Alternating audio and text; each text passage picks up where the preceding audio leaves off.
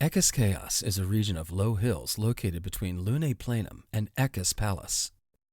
This chaos terrain may have formed as the rocks that make up Lunae Planum slowly slid downhill into Echus Palus. As these rocks slid downhill, they broke up into large pieces that formed the hills that we see today. What caused this landslide is not well known, but it could have been due to large floods of water moving through Echus Palus, causing the edge of Lunae Planum to become soaked and fall apart.